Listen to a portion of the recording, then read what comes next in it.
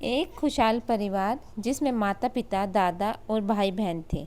उन्हें अपनी खुशियों पर नाज था। एक दिन ऐसा आया जब पिता ने साथ छोड़ दिया। अपने बेटे के चले जाने से दादाजी को बेहद अफसोस था, पर उन्होंने अपनी बहू और पोते पोती के भविष्य को पहला स्थान दिया और अपने गमों को छोड़कर नई राह पर चलने का जज्बा अपने घर वालों को दिया।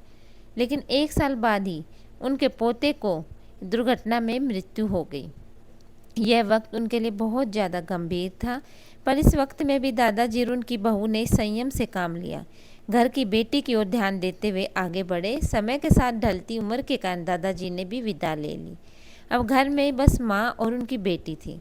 एक खुशहाल परिवार बिखर गया था। अब बेटी बड़ी हो रही थी, जिसके जीवन के अहम फैसले उसके सामने हैं, पर मन में उदासी, बेचैनी है।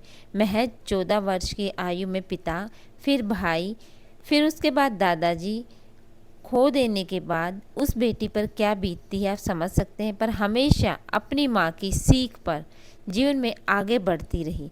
हमेशा एक हंसता हुआ चेहरा लिए उसने अपने जीवन को गले लगा रखा था।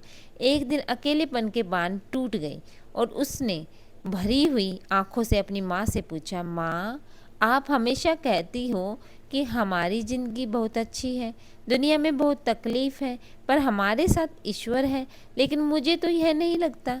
एक एक करके सब चले गए, आज केवल उनकी यादें हैं। तब माँ ने जवाब दिया, बेटा, मैं मानती हूँ तूने बहुत कम उम्र में अपने पिता, भाई को खो दिया। तुझे उनकी कमी महसूस होती है, लेकिन बेटा, तेरे पिता ने इस तरह की व्यवस्था की थी कि हमें कभी किसी के आगे हाथ नहीं फैलाना पड़ा। न हमारे सर से छत हटी, न कभी तेरी परवरिश में कमी आई। तेरे और मेरे नसीब में उन सब से दूर जाना तय था, पर ईश्वर में विश्वास रखते हुए हमने हमेशा उसका आदर करके ज़िंदगी को गले लगाया। उस कारण ही हमें इस दुख को सहन करने की ताकत मिली। अगर यह हिम्मत नहीं होती तो आज हमारी ज़िंदगी एक अभिशाप बन जाती, दुखों से भरी हुई बन जाती। तो इसलिए बेटा, इस चीज़ से हमें सीख मिलती है, खुशी और गम एक ही सिक्के के दो पहलू हैं और हर एक पहलू ज़िंदगी में दस्तक देता है। बस व्यक्ति को गम को बड़ा नहीं बल्कि छोटा करके देखना चाहिए। ये सोचना चाहिए हर परिस्थिति मेरे सामने बहुत छोटी है, परिस्थिति के सामने मैं बहुत बड़ा हूँ।